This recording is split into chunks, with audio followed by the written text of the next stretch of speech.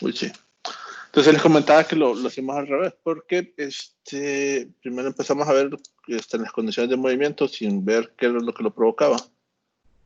Después seguimos con fuerza, que justificaba el movimiento, el cambio de movimiento, pero en sí todavía no explicábamos a qué se debía la fuerza. Entonces después miramos la energía y, por ejemplo, nos podemos dar cuenta que si no hay energía, al final tampoco hay movimiento, ¿verdad? Entonces, dependiendo de la energía que tienen los cuerpos, son los movimientos que pueden tener o los cambios que pueden surgir en los mismos, ¿verdad? Por ejemplo, un vehículo sin gasolina, solo que tenga una fuente de movimiento distinta al motor, ¿verdad? Por ejemplo, cuando alguien lo va empujando porque se arruinó o cosas por el estilo. Pero en sí el momento lineal, que es, por así decirlo, el principal tema del capítulo 8, es la que nos justifica el tipo de movimiento. Y una verdadera redacción de la segunda ley de Newton, o al menos como él la escribió, proviene de esta parte. Cuando miramos fuerza, nosotros decimos que la segunda ley de Newton era que la fuerza neta era igual a masa por aceleración, ¿verdad? Pero la forma correcta, como le escribió Newton, es que la fuerza neta es igual a la derivada del momento respecto al tiempo. Vamos a ver un poquito más adelante. Entonces, por ejemplo, cuando en la actualidad se está tratando de estudiar la unificación de teorías de física, o se trata de ver, analizar el movimiento de las grandes galaxias, no se analiza, por ejemplo, a qué velocidad se mueve una estrella, sino que se analizan a través de sus momentos. Todo tipo de fuerza o movimiento está caracterizado por un momento. Entonces es mucho más fácil entender ese movimiento a través de su momento que analizar el movimiento en sí de los objetos.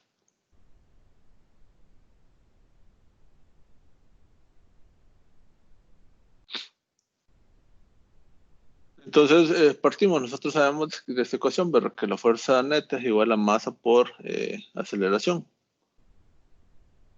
De esta ecuación, si recuerdan, hemos dicho que la fuerza era un vector y que la aceleración también era un vector.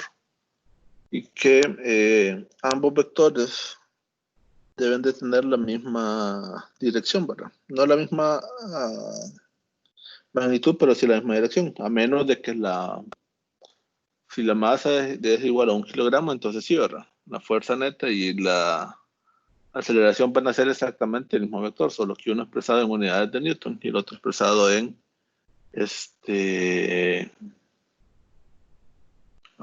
en unidades de metros por segundo cuadrado.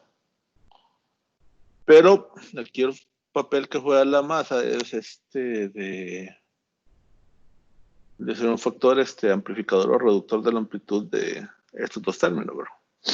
Y habíamos analizado esas situaciones conforme a los tipos de escenarios posibles, ¿verdad?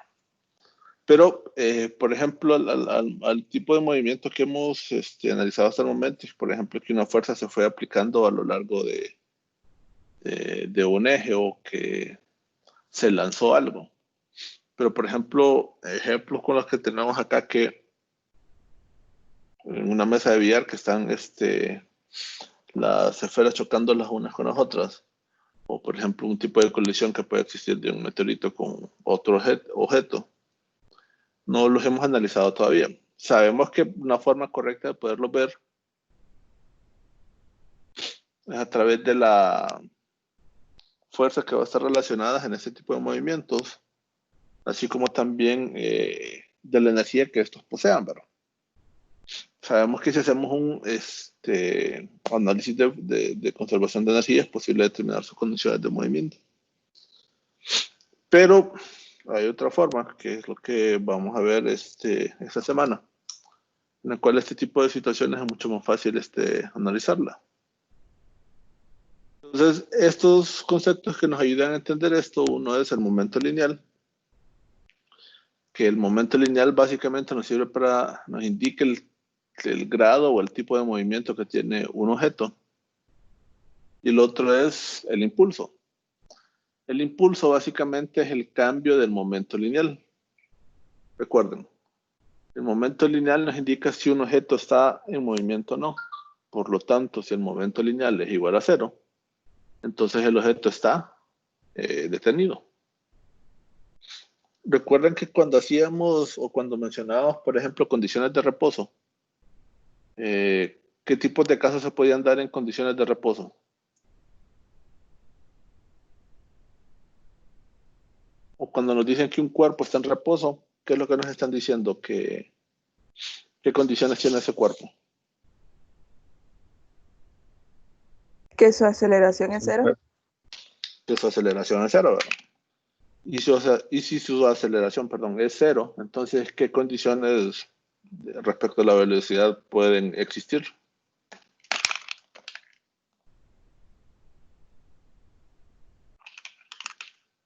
¿Es constante o está con velocidad 0? Es constante, ¿verdad? Y si es constante, son dos casos. Una constante que es igual a 0, porque 0 siempre sería una constante, o una constante distinta de 0, ¿verdad? Entonces, con el momento lineal, ya nos sirve para especificar qué tipo de condiciones tenemos, ¿verdad? Recordemos, les había mencionado que la fuerza neta es igual a la derivada del momento respecto al tiempo, ¿verdad? Si el momento lineal es 5, 5 es una constante, la derivada de 5 respecto al tiempo es 0, ¿verdad? Entonces la fuerza neta es igual a 0. O si el momento lineal es igual a 0, la derivada de 0 respecto al tiempo siempre nos da fuerza neta igual a 0, ¿verdad? Entonces en ambos casos, siempre la fuerza neta es 0, o sea, tenemos condiciones de reposo, se cumple lo que conocemos, pero conociendo el momento lineal podemos saber si el objeto se mueve o no. Y el segundo concepto, el impulso, es, por así decirlo, uno de los factores fundamentales para resolver, por ejemplo, cuando hay un choque o cuando se empuja un objeto. Porque el cambio de momento del momento lineal es exactamente igual al impulso. Es decir, si ustedes lanzan un objeto que tiene una masa 1 y choca con otro objeto, puede ser, por ejemplo, un mueble. Puede ser de que ese mueble que inicialmente se movía a la derecha impacta a otro cuerpo que está detenido. Entonces, después del choque, puede ser de que el mueble que está detenido se empezó a mover hacia la derecha y el mueble que inicialmente tenía el movimiento se empieza a mover hacia la izquierda. Entonces, en ese choque, el mueble que iba en movimiento le transfirió, valga la redundancia, movimiento al otro mueble. Le transfirió parte de su movimiento. Y la forma que tenemos para evaluar ese movimiento es a través del momento lineal. Recuerden eso, para determinar las condiciones o características de movimiento que tenga un objeto, entonces nos sirve un momento lineal. El momento lineal, naturalmente, tiene que ser un vector, ¿verdad? Porque si la derivada del momento lineal respecto al tiempo nos da como resultado la fuerza neta, que es un vector, entonces no es posible que derivemos un escalar y que nos resulte un vector, ¿verdad? La única forma que la derivada respecto al tiempo resulte un vector es que estemos derivando un vector, ¿verdad? Entonces el momento lineal, ese vector básicamente nos va a decir el vector de movimiento que este objeto va a tener. Ahora, ¿cuáles de los parámetros que vimos en cinemática también me describe el movimiento que tiene el objeto en ese instante?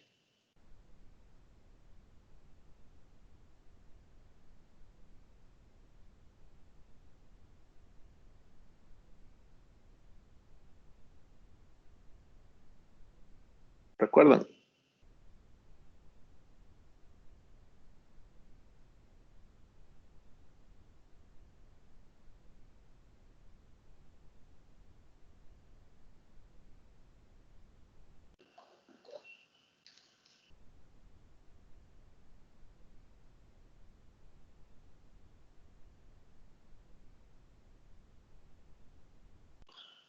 Teníamos tres parámetros que eran vectores, ¿verdad? La posición,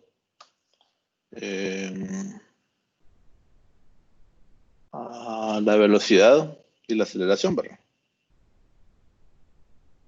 Entonces, ¿cuál de estos nos describe de forma más concreta o específica el movimiento?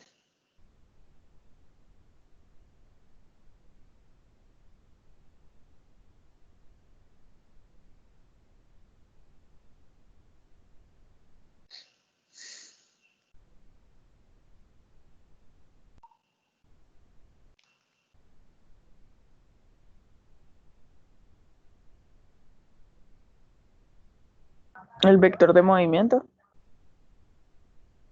Pero ¿cuál sería? El de desplazamiento. El de desplazamiento sí, ¿verdad? Pero recordamos que el desplazamiento es igual a ¿qué?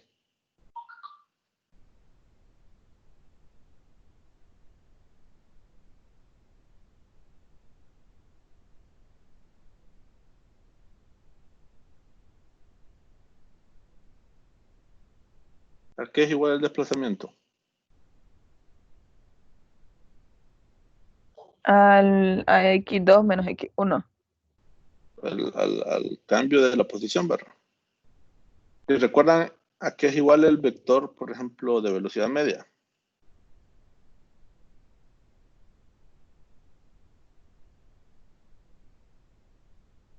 ¿O a qué es igual la velocidad media? Al desplazamiento sobre el tiempo. Desplazamiento entre el cambio del tiempo, ¿verdad?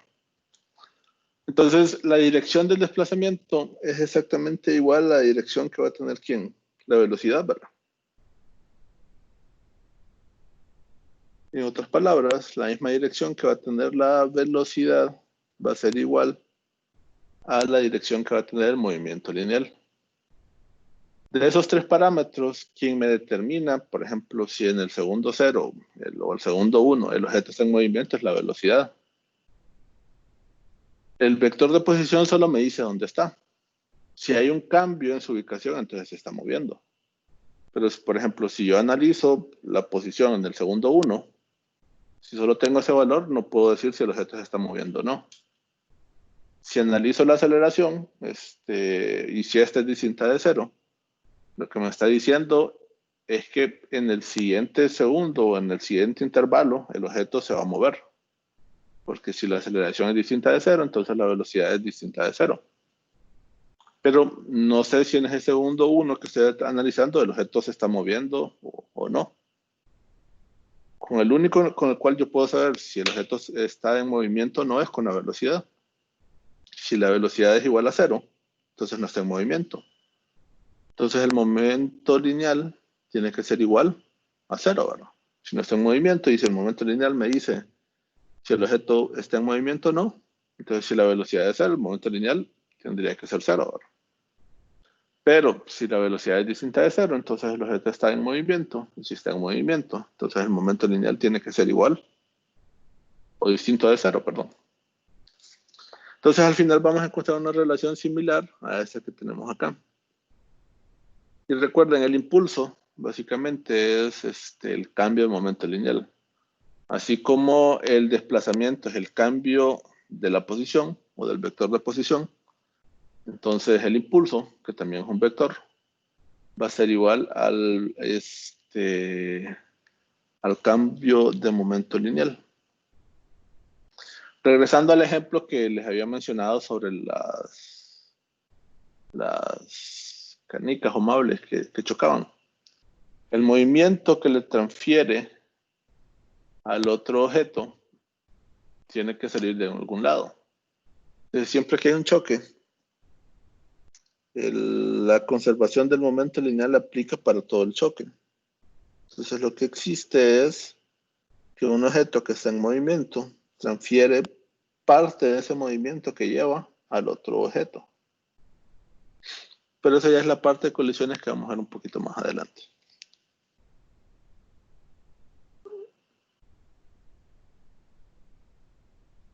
Entonces, para la segunda ley de Newton, hacemos un considerado especial. que la partícula de masa constante. Entonces, nosotros podemos describir la segunda ley de Newton de esta forma, que la sumatoria de fuerzas es igual a la masa por aceleración, ¿verdad? Pero la aceleración es igual a la derivada de la velocidad respecto al tiempo, ¿verdad? ¿Qué pasaría si la masa no fuera constante? ¿Cómo tendrían que realizar esa derivada?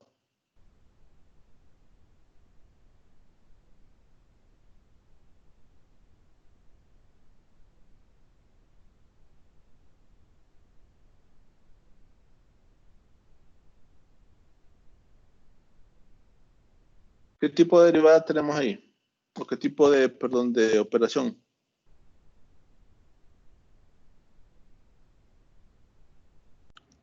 La sumatoria de fuerza. Sí, pero o sea, la sumatoria de fuerzas es igual a masa por la derivada de la velocidad respecto al tiempo, ¿verdad?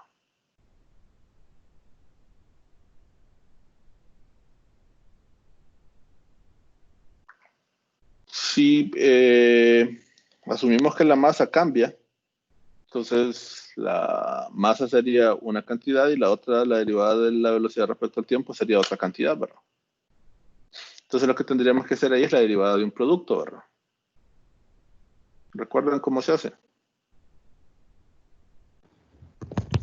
La derivada El del primero la multiplicada derivada por del el primero por el segundo segundo.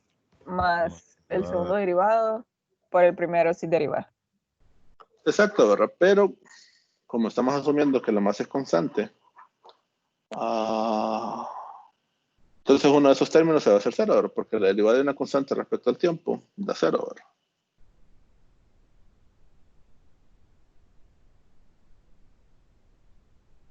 Entonces nos resulta este término, ¿verdad? Ignorando el segundo término que teníamos allá.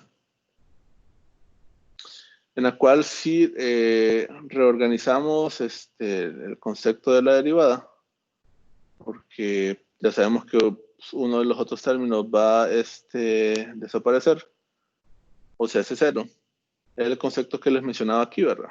Que al final la fuerza neta es igual a la derivada respecto al tiempo de la masa multiplicada a la velocidad.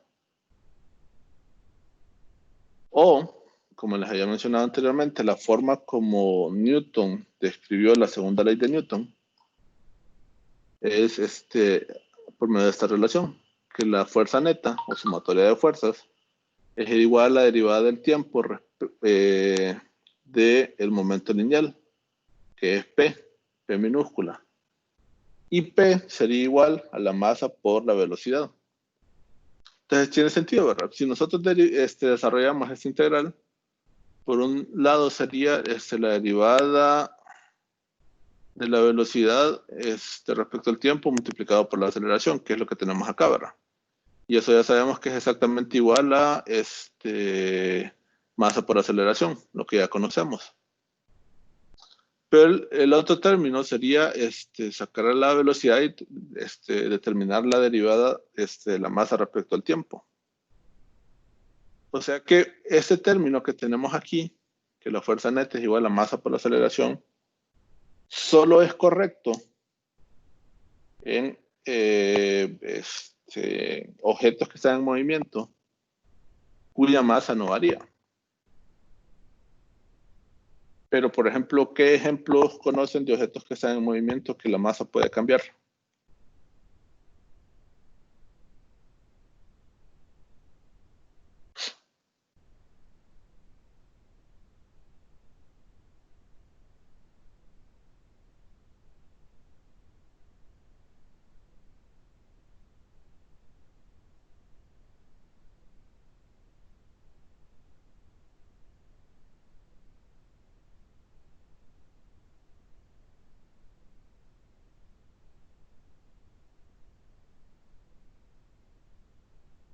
¿Qué pasa en un vehículo cuando avanza?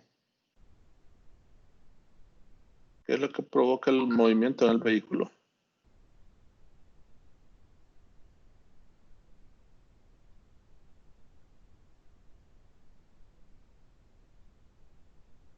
¿O cuál es la fuente de energía del vehículo? El motor Pero el motor, ¿de qué se alimenta? de gasolina. De gasolina, ¿verdad? ¿Qué pasa cuando pasan, por ejemplo, 5 horas que tiene el carro encendido y avanzado? ¿La cantidad de combustible que tiene es la misma al principio o no? No. No. Entonces va perdiendo masa, ¿verdad? Sí. Es decir, si alguien viaja de Sí. Tegucigalpa a San Sí. Pedro y sale con el tanque lleno, al llegar a San Pedro, no va a llegar con el tanque lleno, ¿verdad? Y si no llega con el tanque lleno es porque parte de ese combustible ya se quemó, ya no existe como tal. Entonces hubo un cambio en su masa. Entonces, este caso, perdón, nos lleva a la posibilidad, ojo, cuando asumimos o cuando analizamos movimientos en los cuales la masa no es constante, de que un objeto vaya a velocidad constante, pero que su fuerza neta sea distinta de cero. ¿Cómo es posible esto? Bueno, de esta derivada ya sabemos que existen dos términos. Hasta el momento nosotros solo hemos trabajado con el primer término, que la fuerza neta es igual a masa por aceleración. Pero hay otro segundo término, que sería igual a la velocidad por la derivada de la masa respecto al tiempo, ¿verdad? Del primer término que miramos acá es masa por la derivada de la velocidad respecto al tiempo, y sabemos que la derivada de la velocidad respecto al tiempo es la aceleración. O sea que el primer término es masa por aceleración. Pero el segundo término sería velocidad y derivamos el otro término respecto al tiempo, o sea, velocidad por la derivada de la masa respecto al tiempo. Entonces, un objeto puede tener analizando todas las condiciones, puede tener aceleración distinta de cero, perdón, aceleración igual a cero. Pero si su masa está cambiando, puede ir a velocidad constante y va a tener fuerza neta. Por ejemplo, ese caso se analiza o se estudia cuando se está trabajando con bandas transportadoras. Puede ir a una velocidad constante el objeto, pero si la masa que se está poniendo sobre la banda transportadora va cambiando, entonces va a existir una fuerza neta sobre estos objetos. Por lo que acabo de decir, no se preocupen. Generalmente todos los casos que se analizan en la clase son objetos con masa constante. Entonces siempre nos quedamos con esta expresión que tenemos acá. Ese otro término, más que todo, va a ser de interés para aquellos que, por ejemplo, pues, estudian física o ciertas aplicaciones ya para el diseño de propulsores, si estudian ingeniería mecánica, que a veces pueden trabajar en clases un poco más avanzadas de termodinámica. Entonces, lo importante acá es que encontramos esa relación, que el momento lineal es igual a la masa por la velocidad. Y como les mencionaba, ocurre una relación similar a la que tenemos acá. La aceleración, su dirección es exactamente igual a la dirección que tiene la fuerza neta, ¿verdad? Solo está siendo multiplicado por la masa, pero la masa es un escalar. Si la masa es igual a 1, entonces las magnitudes de ambos vectores van a ser exactamente iguales, ¿verdad? Y van a aplicarse o van a dirigir en la misma dirección. Y lo mismo ocurre para el momento lineal. El momento lineal, el vector, es exactamente igual a la masa por el vector de velocidad. Como la masa nuevamente es un escalar, lo único que puede cambiar en ese vector es su magnitud. No me puede cambiar la dirección que va a tener el momento lineal. Si la dirección del vector de velocidad es en las x positivas, entonces el momento lineal va a ser o va a tener, perdón, la dirección hacia las X positivas.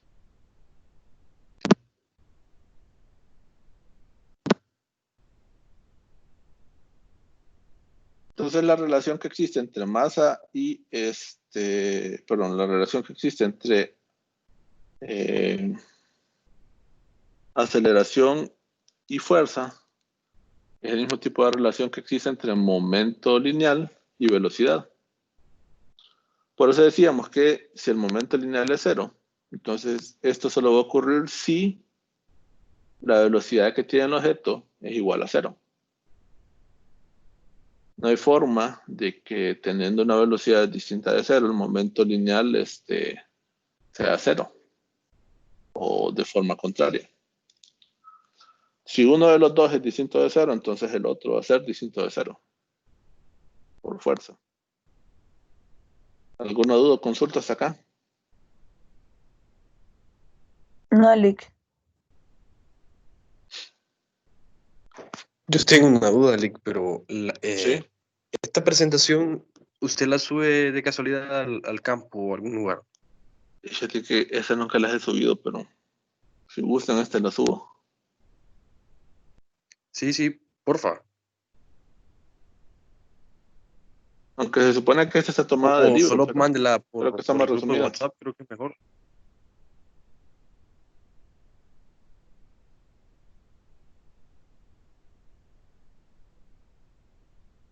Entonces, del procedimiento anterior ya definimos de forma formal que el momento lineal va a tener esta expresión. El momento lineal es un vector. Ahora, ¿cuál podría ser la unidad que se utiliza para el momento lineal? No existe unidad tal, por ejemplo, como el Joule o el Newton, que surgieron de una combinación de otras unidades, o que las expresamos la combinación de otras unidades en una nueva.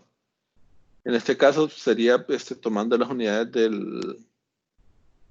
los parámetros que lo describen, es decir, kilogramos por metro sobre segundo. Si miramos kilogramos por metro sobre segundo, entonces estamos hablando de la unidad del momento lineal. Y muy importante, recordemos esto, la misma dirección que va a tener la velocidad va a ser la misma dirección que va a tener el momento lineal. Si la velocidad está en el primer cuadrante, entonces el momento lineal también tiene que estar en el primer cuadrante. Y más adelante vamos a ver que al igual que cuando, por ejemplo, cuando teníamos una fuerza que no estaba exactamente sobre un eje, la forma como trabajábamos era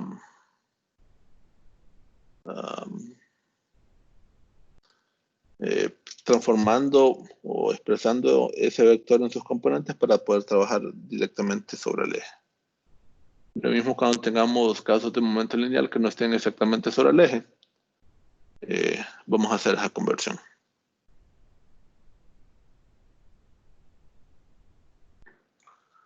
Entonces, si el momento lineal es un vector, va a tener componentes.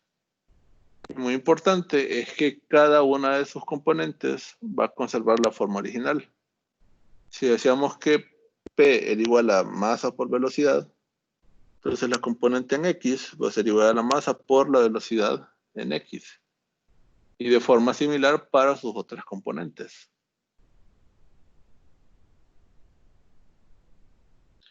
Y al final podemos expresar este momento lineal por una combinación vectorial de estos componentes, acompañándolos desde luego por los vectores direccionales en cada uno de estos casos, ¿verdad?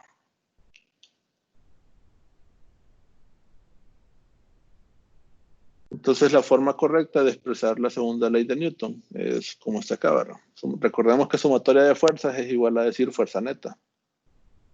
Y la fuerza neta, entonces, es igual a la derivada del momento lineal respecto al tiempo. Es decir, si no cambian las condiciones de movimiento de un objeto, entonces la fuerza neta se está aplicando de cero, ¿verdad? Y tiene sentido, ¿verdad? Si las condiciones de movimiento de un objeto descritos por P es constante, entonces es porque su velocidad no ha cambiado.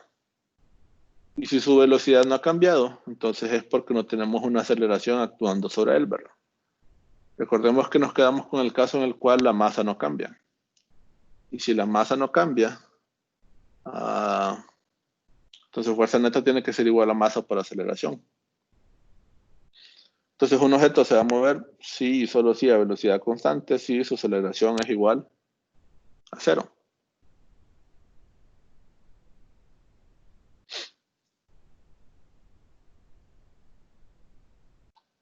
Entonces, por ejemplo, uno de los diseños que se trata de hacer con una bolsa de aire para la protección del conductor es intentar de producir un momento lineal que vaya en dirección opuesta al movimiento que podría tener una persona si se produce un accidente. Si hay un accidente en el cual hay un choque frontal, entonces los vehículos tienen unos sensores en esta parte y detectan, entonces lo que hacen es que activan o expulsan la bolsa de aire. Entonces lo que trata de hacer la bolsa de aire es producir un cambio en el momento lineal que tiene el cuerpo. Al momento de un choque, si un carro no tiene activo la bolsa de aire, entonces lo que puede hacer con el conductor es que tenga un impacto o un choque directamente con la parte frontal del tonóver. Y si a un caso no anda el cinturón de seguridad, entonces se saldría expulsado podría salir impulsado por el vidrio frontal, dependiendo del tipo de vidrio que tenga, ¿verdad? Entonces lo que trata de hacer es que por las condiciones de inercia que puede estar al momento de un choque, el cuerpo va a ir en una dirección hacia la izquierda, sería acá, ¿verdad? Pero lo que intenta hacer la bolsa de aire es producir o provocar un momento lineal en dirección contraria. De esta forma, no es que el cuerpo no reciba un impacto al ser expulsada la bolsa de aire, pero se trata que el impacto que reciba sea mucho menor a que choque con el tablero o que salga expulsado por la parte frontal del vehículo. Entonces el tipo de lesiones que pueden tener ante este caso son menores. No es que no va a tener lesiones, pero sí va a tener lesiones, pero lesiones más leves. Entonces, si nosotros miramos, el momento lineal tiene una relación bastante similar a la energía cinética, ¿verdad?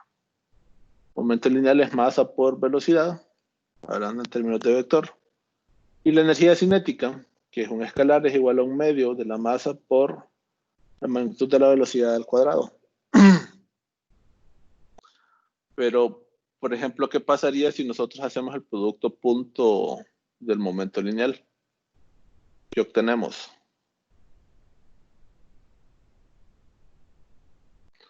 ¿Qué pasa cuando hacen el producto punto de un mismo vector? ¿Qué resulta?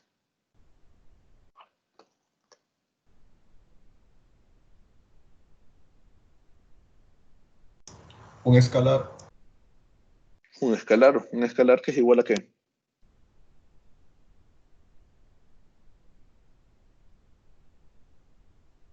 Magnitud.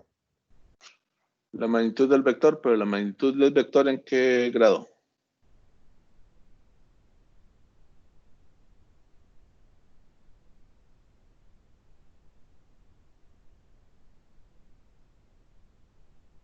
Grado cero. No. Nunca se han preguntado por qué la fórmula para calcular la magnitud del vector es la raíz cuadrada de la sumatoria de sus componentes al cuadrado. ¿De dónde sale esa expresión? De Pitágoras. No.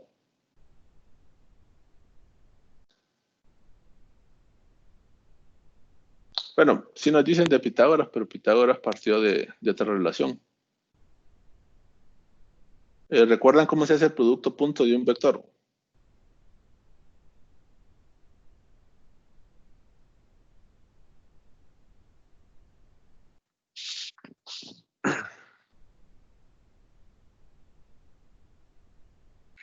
Sí, creo que era la componente del vector B con la del A y más la suma del otro componente del A y el B, o algo así.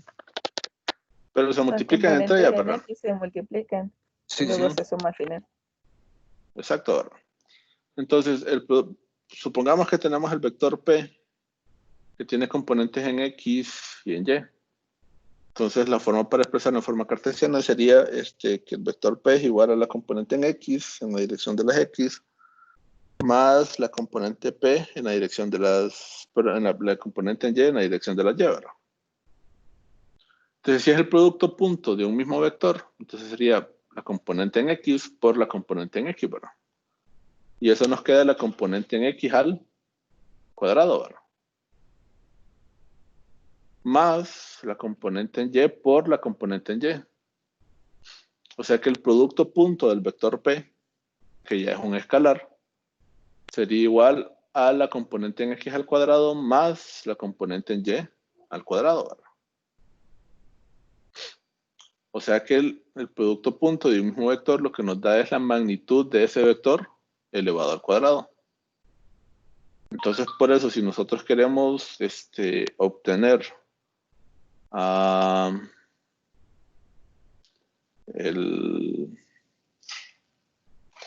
si lo que a nosotros nos interesa es saber cuánto es la magnitud de ese vector, entonces si ya sabemos cuánto es la magnitud del vector al cuadrado, entonces solo aplicamos raíz cuadrada a ese término, y de ese término entonces resulta que la magnitud del vector es la raíz cuadrada de la componente en X al cuadrado más la componente en Y al cuadrado. La magnitud de un vector no sale de Pitágoras. Recuerden que Pitágoras lo que decía es que el área las áreas cuadradas que surgen formadas por los catetos es igual al área cuadrada producida por la hipotenusa. Mientras que la forma correcta para determinar la magnitud de un vector sale del producto punto de él mismo. Porque es una expresión para determinar un producto en álgebra lineal producido del mismo álgebra lineal. Así que esa expresión de que la magnitud del vector es igual a la raíz cuadrada de la suma cuadrada de esos componentes no es Pitágoras, sino que es el producto punto del mismo vector. Entonces, si nosotros hacemos el producto punto del momento lineal, sería igual a ¿qué? En este caso.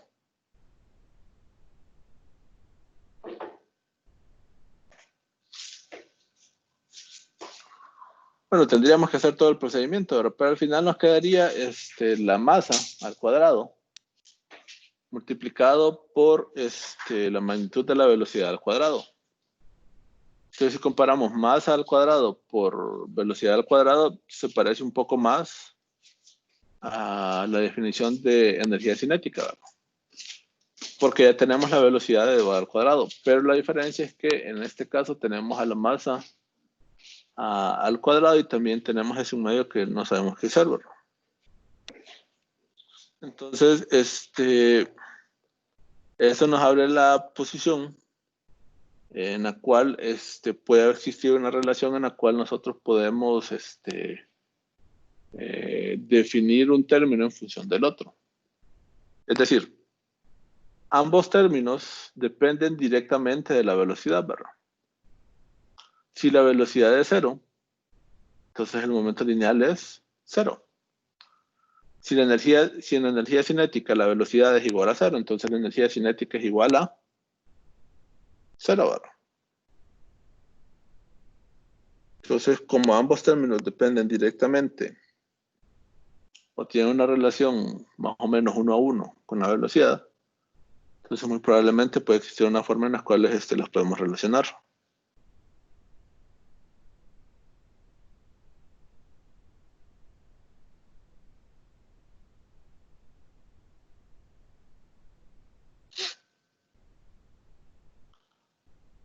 Entonces,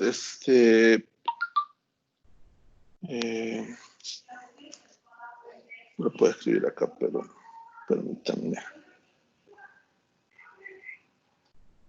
La forma correcta para en la cual estos dos términos están relacionadas, la vamos a ver a continuación.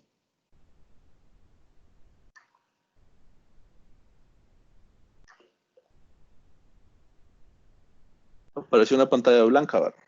Todos la ven. Sí, Lick. Sí. Sí, Lick.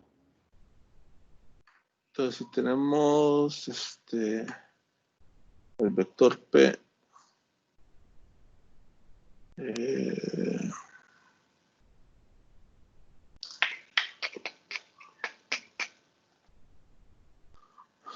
producto punto del mismo vector P, ¿qué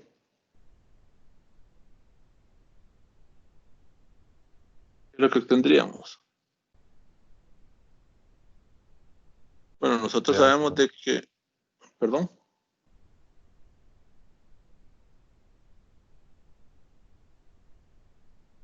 solo voy a poner la cantidad por metro. Nosotros sabemos que esto tiene que ser igual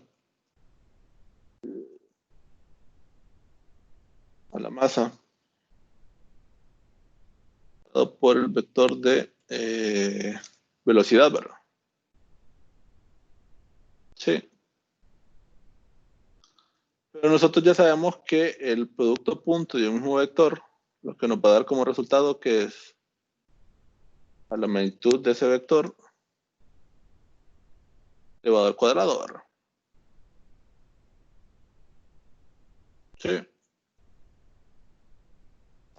Sí, Sí. O lo podemos ver de la otra forma. La magnitud de ese vector es igual a la raíz cuadrada. A ver, por acá está. De el producto punto de ese mismo vector.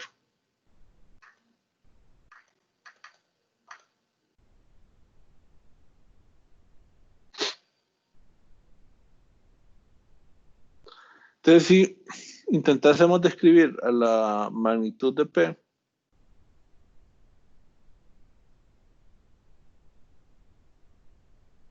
pero ya no en términos de eso que tenemos en esta parte inicial, sino que en términos de este resultado que tendríamos que hacer. Bueno, P está compuesto por una cantidad, por la multiplicación de una cantidad escalar y una cantidad vectorial, ¿verdad? Sí. Entonces, si elevamos al cuadrado este término, es una multiplicación, entonces tendría que ser igual a elevar al cuadrado ambos términos, ¿verdad? Es decir, si es P al cuadrado y P al cuadrado es igual al producto punto de estos dos vectores. Entonces, al final podríamos encontrar una forma en la cual, por ejemplo, el producto punto entre las masas multiplicado por el producto punto de las velocidades, ¿verdad? Sabemos que el producto punto de un escalar no existe, pero estaría definido por la misma multiplicación, ¿verdad? Es decir, P es un vector que puede tener componentes en los tres ejes cartesianos, ¿verdad? Pero si P solo tuviera una componente en X, ¿cómo calculamos el producto punto? De forma igual, ¿verdad? Solo que en ese caso solo resultaría que es igual a la multiplicación del valor de ese componente.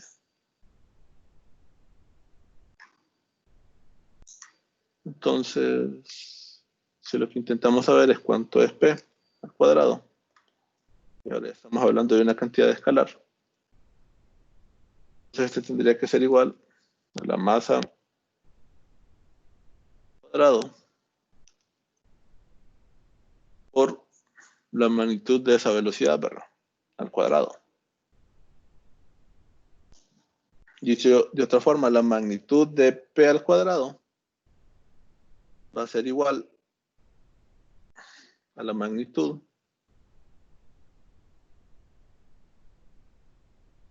de esta expresión.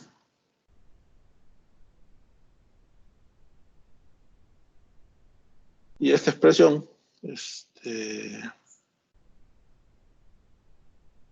tiene que ser igual a este término.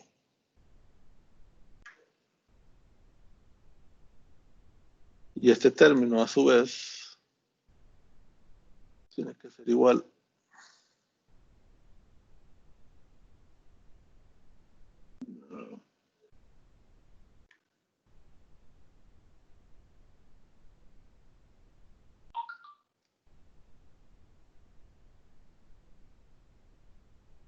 a este otro término.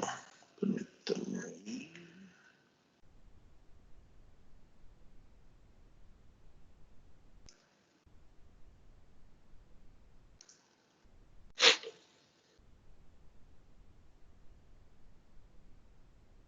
Entonces la magnitud de ese vector es igual al producto punta de ese mismo vector. El vector P es igual a la multiplicación de la masa por el vector de velocidad. Pero si hacemos el producto punto de estos dos vectores, entonces vamos a obtener la magnitud de ese vector, ¿verdad? Entonces la magnitud de ese vector va a ser igual a la masa al cuadrado por la velocidad al cuadrado, ¿verdad? Sí. Entonces nosotros sabemos que la energía cinética tiene que ser igual medio de la masa multiplicado por la velocidad al cuadrado, ¿verdad? Entonces, a través de esta relación que nosotros tenemos acá, ya tenemos algo similar a este término que tenemos acá, ¿verdad? ¿En qué se diferencian? En que falta el cuadrado de la masa y el 1/2 que está ahí. Pero lo que nos interesa es expresar la energía cinética en una forma que dependa del momento lineal, ¿verdad?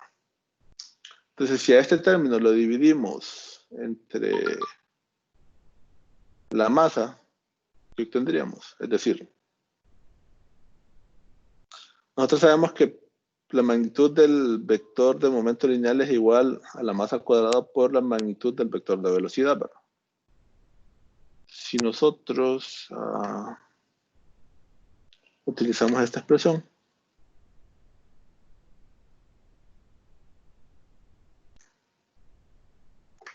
si esa cantidad la dividimos entre la masa, entonces ¿qué obtenemos?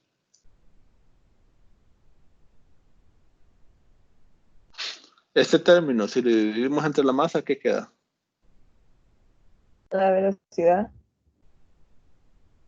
La masa, porque solo se eliminaría una, multiplicado por la velocidad al cuadrado, ¿verdad?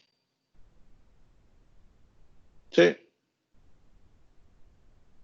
Entonces, si ahora volvemos a comparar ese término con el que tenemos acá de energía cinética, ahora sí son exactamente el mismo, ¿verdad? Masa por velocidad al cuadrado. Entonces, una forma alterna para expresar la energía cinética tendría que ser la magnitud del momento lineal al cuadrado dividido entre 2 veces la masa.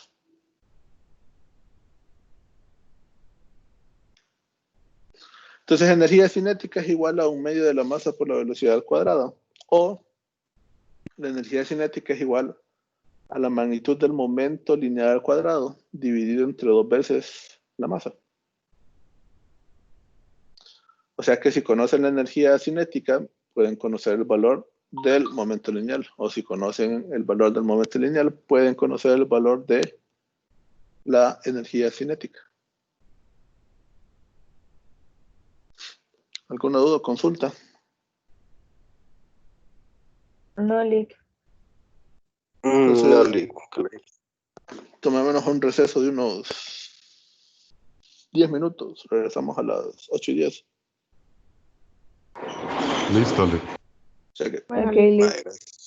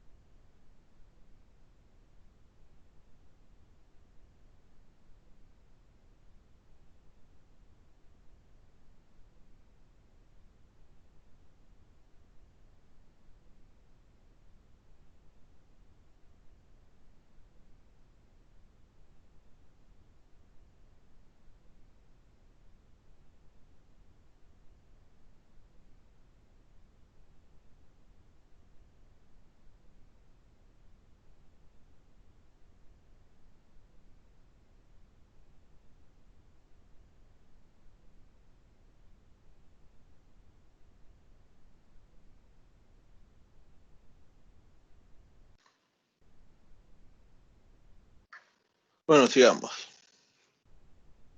Entonces el otro término que hemos mencionado era el impulso. Y el impulso habíamos dicho que era el cambio del momento lineal que tiene en determinada situación. Pero otra forma también para definirlo, y esto por ejemplo cuando hablamos en términos de fuerza, es que el impulso va a ser igual a la fuerza neta o a la sumatoria de fuerzas multiplicado por el intervalo de tiempo que esto se ha dado. ¿Cómo podemos evaluar esto? Bueno, similar. Imagínense de la siguiente forma. ¿Qué pasa, por ejemplo, cuando ustedes van empujando un vehículo? Para aplicar o para poder hacer que se mueva, están aplicando una fuerza. Ahora, ¿qué tanto movimiento puede alcanzar ese objeto? Bueno, depende de la cantidad de tiempo que estuvieron aplicando esa fuerza, ¿verdad? Si la cantidad de tiempo que aplicaron la fuerza es poca, entonces la cantidad de movimiento que le transfirieron a ese objeto va a ser baja. O si la cantidad de tiempo en el cual estuvieron empujando ese objeto es grande, entonces la cantidad de movimiento que transfirieron al objeto también va a ser grande. Entonces el impulso, lo que me mide es qué tanto es el cambio de movimiento que se le ha transferido a un objeto. Si el impulso es 0, entonces la fuerza neta que se ha aplicado sobre el objeto es o ha sido 0. O el cambio de las condiciones de movimiento que ha tenido el objeto son 0. Entonces eso es lo que me mide el impulso. Cómo ha cambiado sus condiciones de movimiento. Por ejemplo, si un objeto está detenido y sobre ese no actúa un impulso, o sea, no se cambia su momento lineal, no se aplica sobre él una fuerza, entonces este objeto va a permanecer detenido hasta que ocurra algo distinto. Entonces, para que este objeto se pueda mover, o si está en movimiento se pueda detener, entonces la única forma es aplicándole un impulso. De lo contrario, no va a ser posible que esté en movimiento.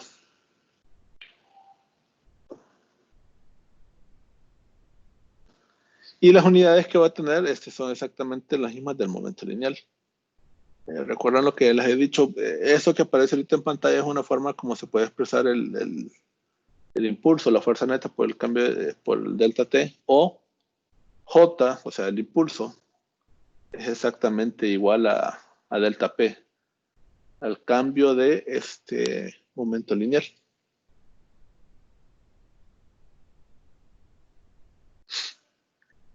Ahora, esta expresión que tenemos acá solo aplica cuando tenemos fuerzas constantes. Cuando no tenemos fuerzas constantes, entonces la expresión que se tiene que utilizar ahora se puede resolver, a través de esta integral que tenemos acá. Esto se aplica de esta forma porque es una fuerza constante que no varía con respecto al tiempo. Y si tenemos, por ejemplo, un gráfico como este, en el cual tenemos en el eje horizontal el tiempo y en el eje vertical la fuerza aplicada. Entonces, si la fuerza fuera constante, lo que tenemos acá sería como un rectángulo, ¿verdad?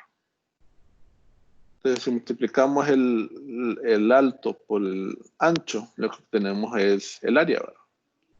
Que sería más o menos similar a lo que tenemos acá. Delta o la sumatoria de fuerzas sería igual al alto y delta T sería el ancho. Entonces lo que tenemos ahí es el cálculo de un área que es un cuadrado. Pero si lo que tenemos es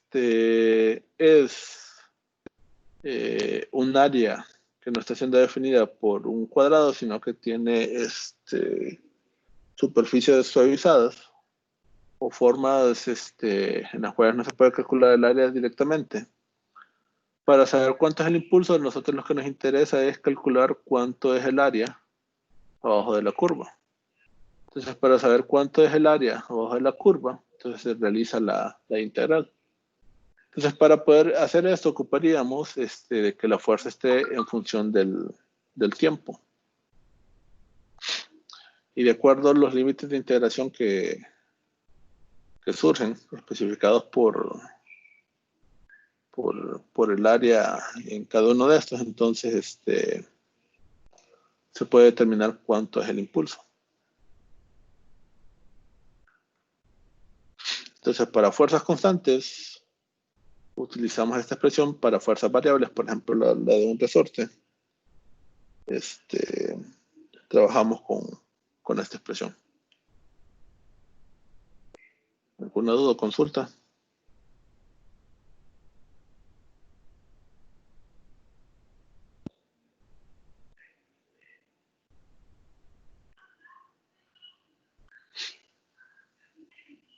No, Lee. Entonces, sigamos.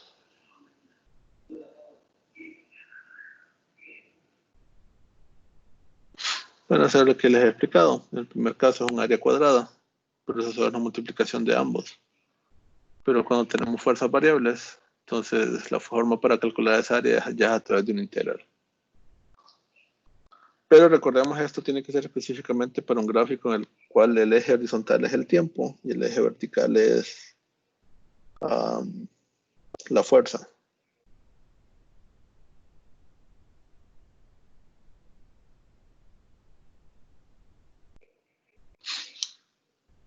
Entonces esta era la forma original como teníamos y bueno, para explicar la otra expresión, el cambio de momento lineal es exactamente igual a la diferencia del momento inicial final, que es igual a esta definición que teníamos acá, que es la que teníamos para el impulso, ¿verdad?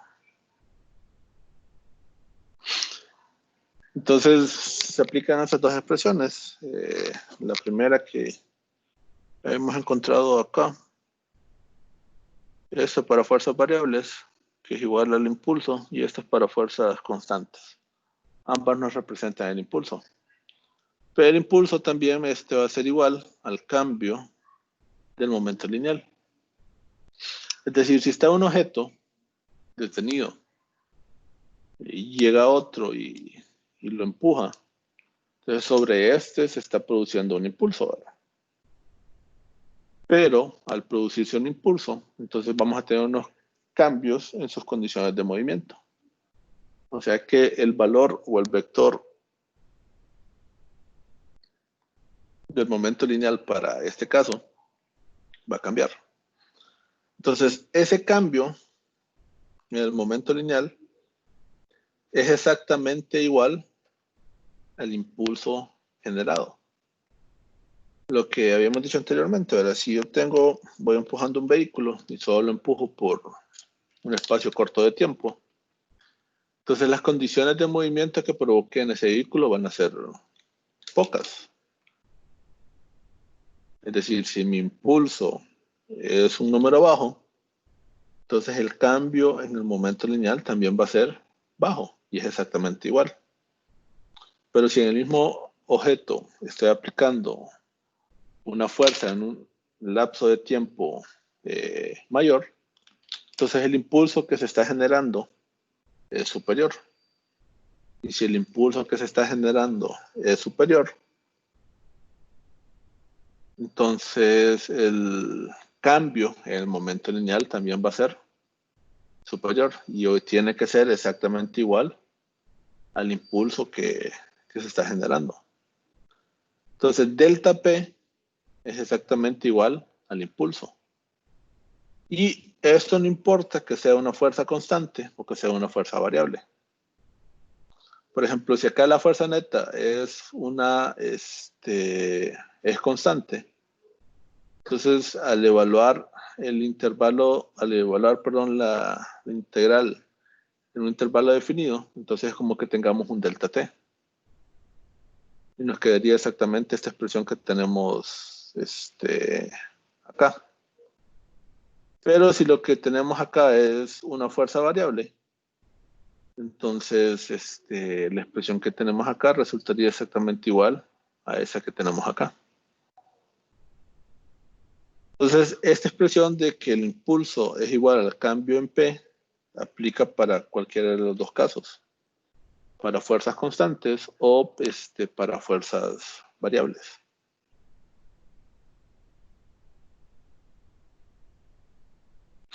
Entonces, como resultado de esto, podemos decir que delta P es igual al impulso. Entonces, tenemos dos expresiones para el cálculo del impulso, ¿verdad? Bueno, tres. Una que es directamente el delta P y la otra es la fuerza neta por el cambio en el tiempo, si hablamos de fuerza constante, o si no, la integral de la fuerza neta respecto en el tiempo en un intervalo definido.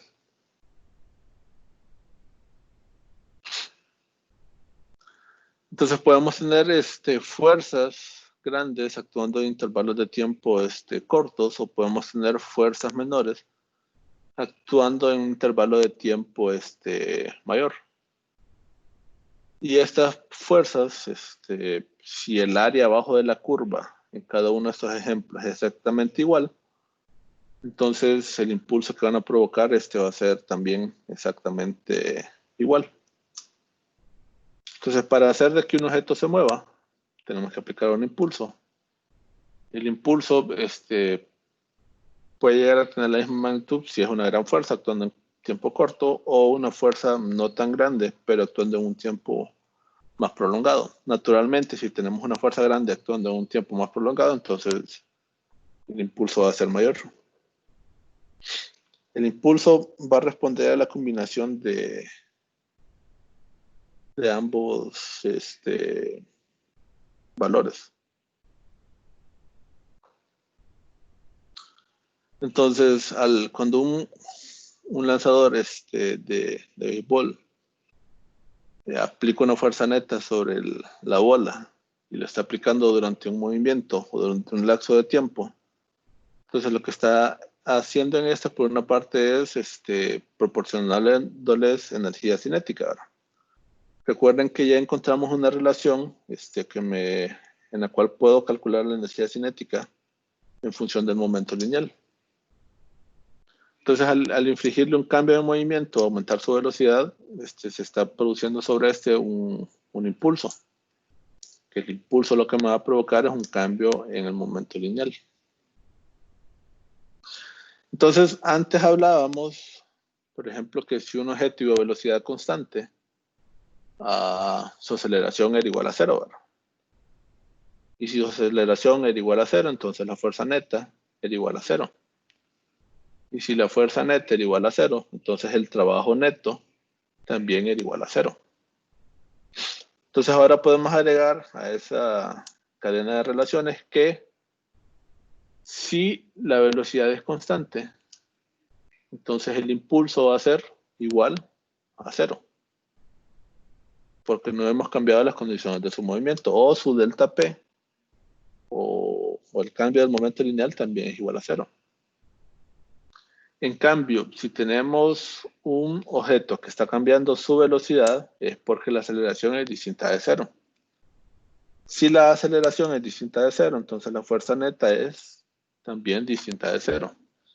Si la fuerza neta también es distinta de cero, el trabajo neto es distinto de cero. Y si su velocidad cambia, entonces el impulso que se está infligiendo sobre este también es distinto de cero, y por lo tanto delta P, o el cambio en el momento lineal, también va a ser distinto de cero.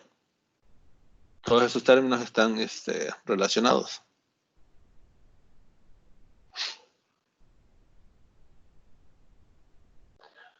Entonces, en este caso hipotético, nos dicen que una pelota de 0.4 kilogramos se lanza contra la pared. Y inicialmente esta se movía hacia la izquierda a una velocidad de 30 metros sobre segundo.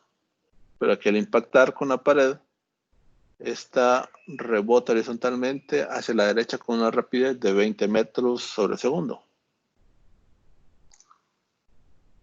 Entonces nos están pidiendo que calculemos el impulso de la fuerza neta sobre la pelota durante el choque con la pared. Y nos dicen que si la pelota estuvo en contacto con la pared de 0.1 segundos, entonces que calculemos la fuerza horizontal que se ejerció sobre esta. Entonces tenemos que estar conscientes que si el objeto inicialmente se movía hacia la izquierda, entonces la velocidad va a ser negativa, ¿verdad? Y que si después del choque se mueve hacia la derecha, entonces su velocidad final o posterior al choque va a ser de más 20 metros sobre segundo. Ahora, ¿para qué nos sirven estas velocidades? Recordemos que también J es igual al cambio de momento lineal. Si podemos calcular el cambio de momento lineal, entonces podemos calcular el impulso. Que es exactamente lo que nos están preguntando ahora, que calculemos el impulso que se obtuvo. Entonces, para calcular el impulso, quizás como está escrito,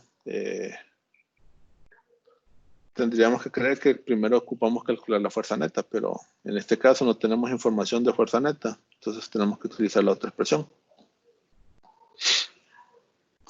Entonces, para poder expresar esto, calculamos el momento lineal previo al choque, que sería la masa por la velocidad previa al choque. Nos da 12 kilogramos sobre metro segundo y también calculamos el momento lineal posterior al choque. Que en este caso sería la velocidad después del choque, multiplicado siempre por la masa de la pelota, o sea, 8 kilogramos por metro sobre segundo. Entonces, para saber cuánto es el impulso, lo único que tendríamos que hacer ahora es la resta de estas dos, ¿verdad? Impulso es igual al cambio de momento lineal, o sea, momento lineal final menos el momento lineal inicial. En este caso, entonces, resulta que el impulso va a ser igual a 20 kilogramos sobre metro sobre segundo. Esta relación que tenemos aquí es equivalente, pero la unidad, recordemos, del impulso es kilogramos sobre metro sobre segundo. Ahora, para el inciso 2, lo que nos están diciendo es que nos piden que calculemos cuánto es la fuerza que se está aplicando si el tiempo que estuvo en contacto la pelota con la pared es de 0.01 segundos.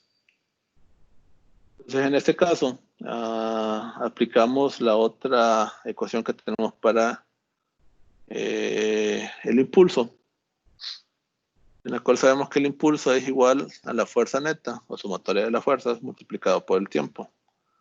Como ya conocemos el impulso del inciso anterior, y ya conocemos cuánto es el cambio en el tiempo, entonces solo despejamos para la fuerza neta. La fuerza neta sería igual al impulso entre el cambio en el tiempo.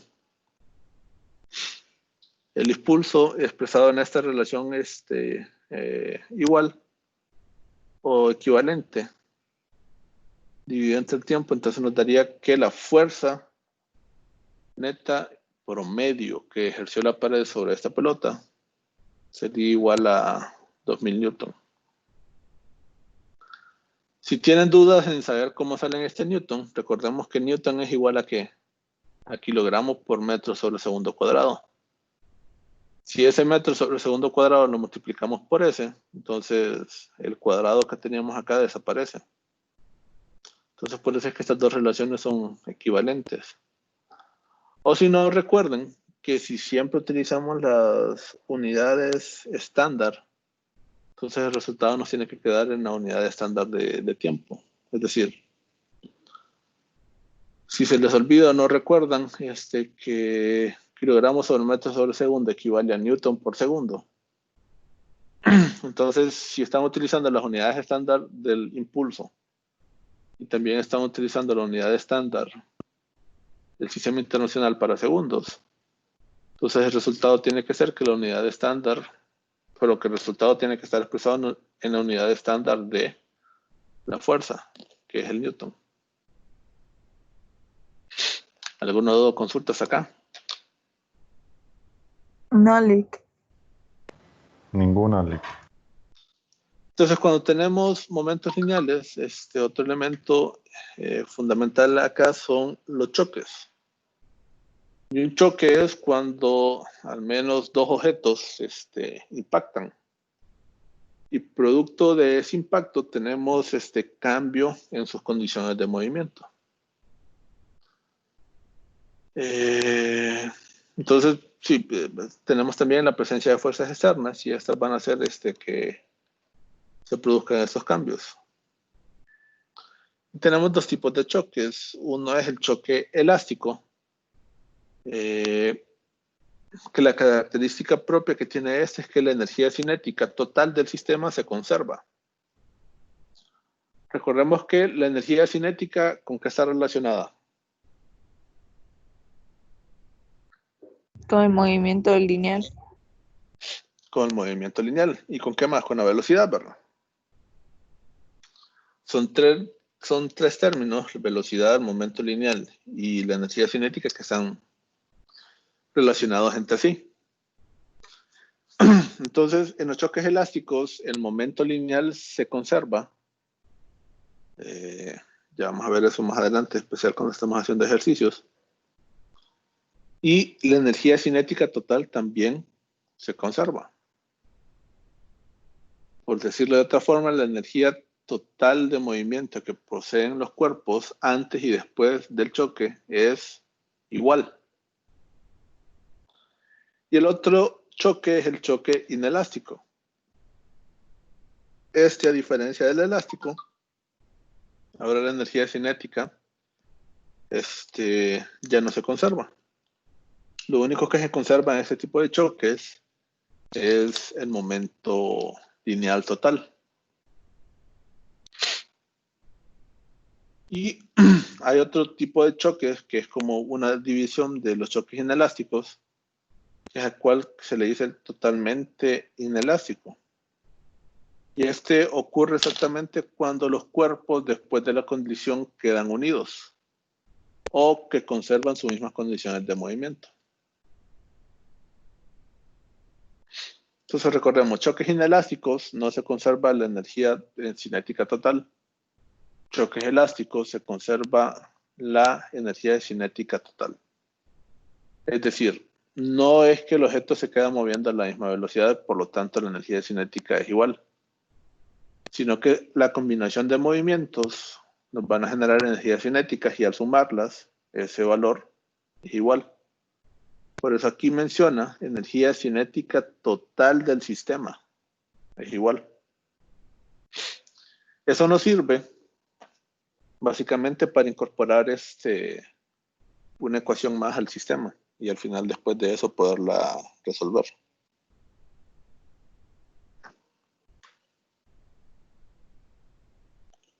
Perdón. Entonces, para un choque totalmente inelástico, e igual para cualquier tipo de choque, el momento lineal se conserva. Pero si es totalmente inelástico, decimos que los cuerpos quedan unidos. Y si los cuerpos quedan unidos, entonces su velocidad va a ser la misma. Por eso resulta esta ecuación. Si tenemos dos objetos, el objeto A y el B, esto que tenemos acá representa el momento lineal para el cuerpo A previo al choque. Y esto representa el momento lineal del cuerpo B previo al choque. Y la otra parte del igual nos representa el momento lineal de ambos cuerpos. Como están unidos, entonces es la misma velocidad. Entonces asumimos esta relación, que la velocidad final que tenemos acá es igual a la velocidad final para el cuerpo A y la velocidad final para el cuerpo B.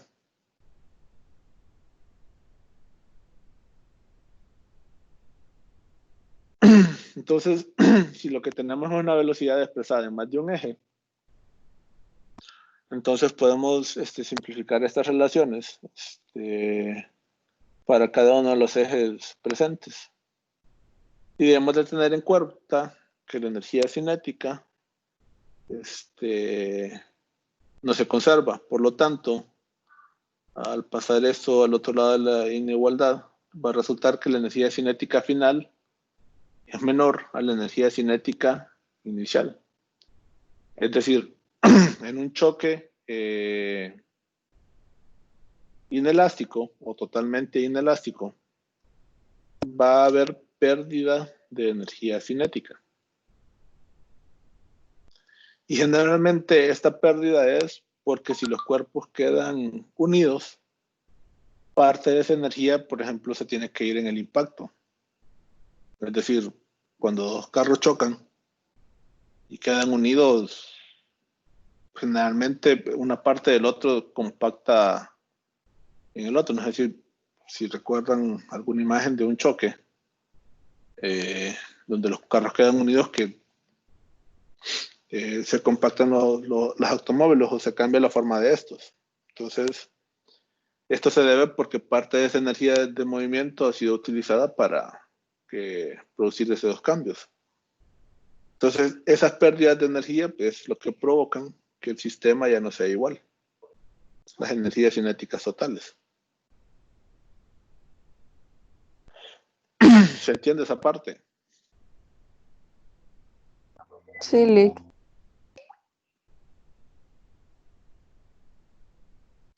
Y el otro tipo de choque es el choque elástico. Si se fijan, partimos de la misma relación. Para ambos tipos de choques siempre se va a conservar el momento lineal total. Asumimos que son dos objetos.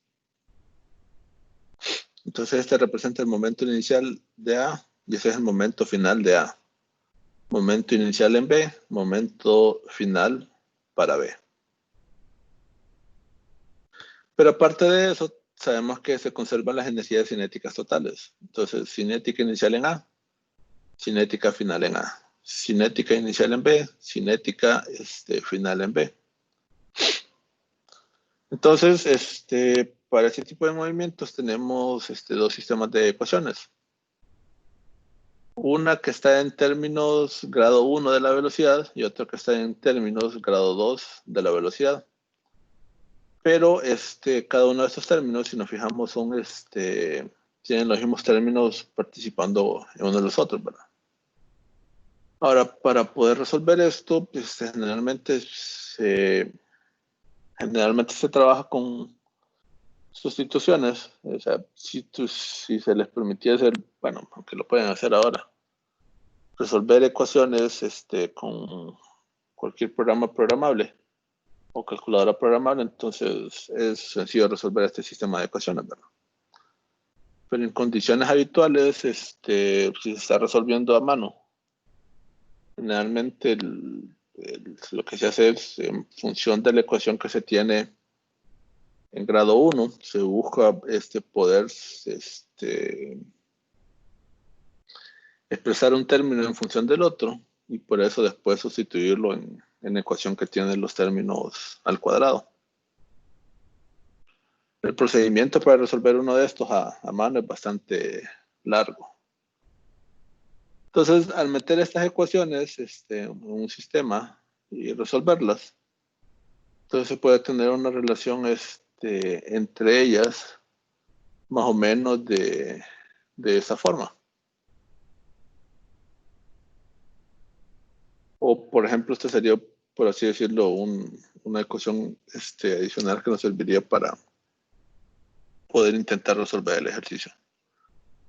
Si observan en sus ejercicios del libro, la sección de choques elásticos es bastante corta y la mayoría de los choques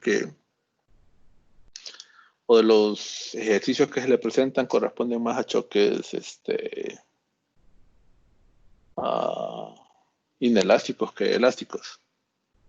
En condiciones naturales es mucho más común tener choques inelásticos que elásticos.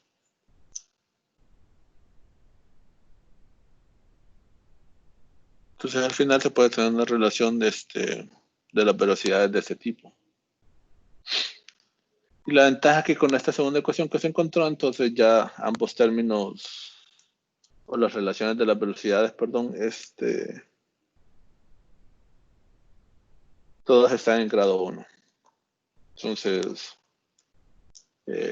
sirve para hacer la relación entre las mismas.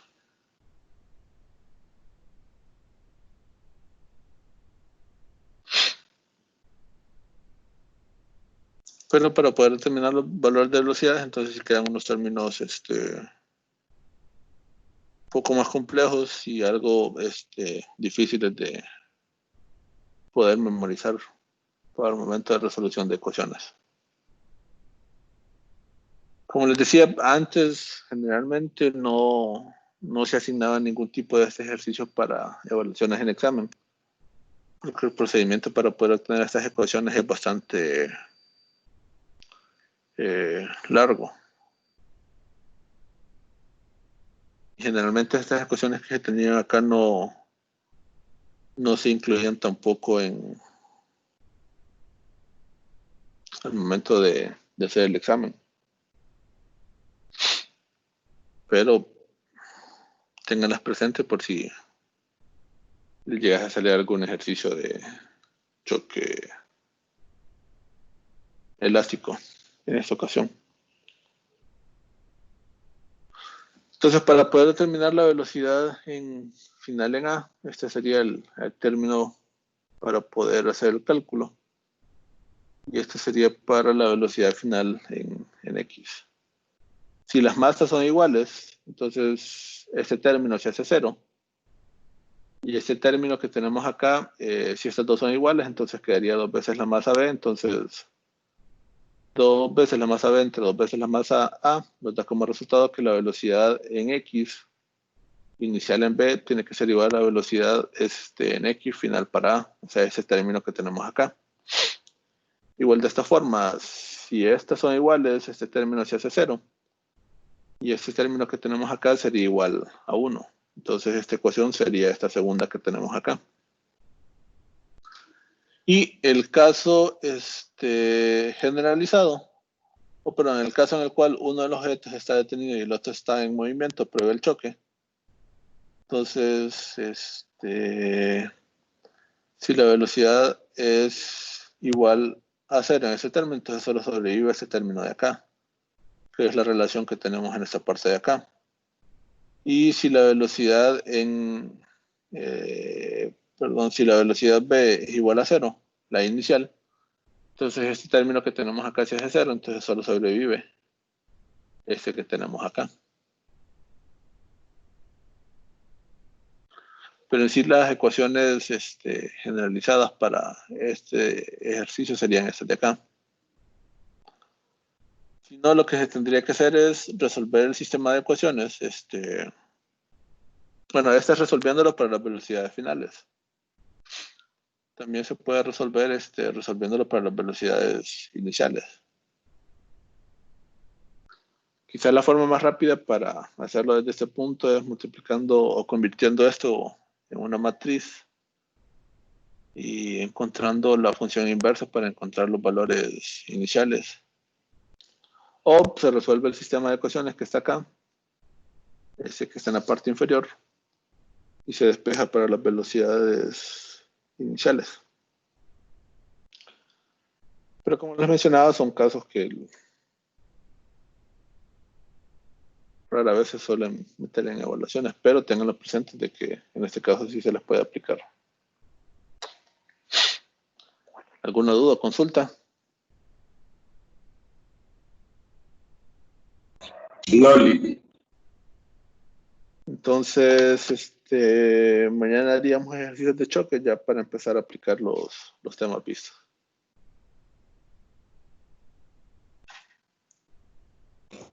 Y con Que dijo que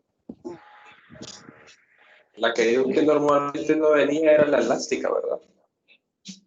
Es que el procedimiento para llegar a esto, o sea, estas ecuaciones, si ustedes tienen estas ecuaciones es fácil resolverlos. Pero estas ecuaciones no se incluían en las ecuaciones que se ponían en la hoja posterior. Entonces, rara vez se ponían evaluaciones, o rara vez, perdón, se incluía en la evaluación un choque elástico. Pero, o sea, básicamente es por eso. Ahora se forman un sistema de ecuaciones que diferencia o sea, tenés unos términos elevados a la 1 la velocidad y la otra ecuación tenemos un término elevado a la 2. Entonces resolver eso a mano no es tan rápido. Lleva su procedimiento. Sí, claro. Tiene que despejar la masa, y ahí está un poco complicado. Entonces es un procedimiento bastante tedioso que a veces un errorcito en un cálculo ya va a hacer de que toda la expresión o todo el valor no dé exactamente, o sea, un pequeño error va a hacer de que la respuesta sea incorrecta. Sí, tiene razón. A diferencia de que los choques inelásticos es mucho más fácil resolverlos. Lick, Sí. le quería consultar que yo con el resumen número 3 tuve problemas en la plataforma para subirlo y yo se lo envié al correo porque nunca me cargó para poderlo subir a donde se subía. Yo le mandé la captura que solo me cargaba y nunca me lo subió porque vi que me puso 0 solo para que tal vez me da unos puntos o me lo revisa, no sé, o definitivamente tengo 0. Voy a revisar qué fue lo que me enviaste. Ok, muchas gracias. O sea, la imagen que me enviaste. Y en base a eso, decido Sí, si lo que yo, reviso o no. sí, ok.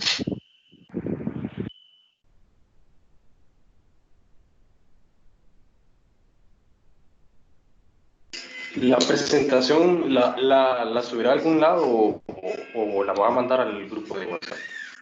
La voy a subir al campus esta. ¿Está bien? Gracias, Lick. Sé que. Bye.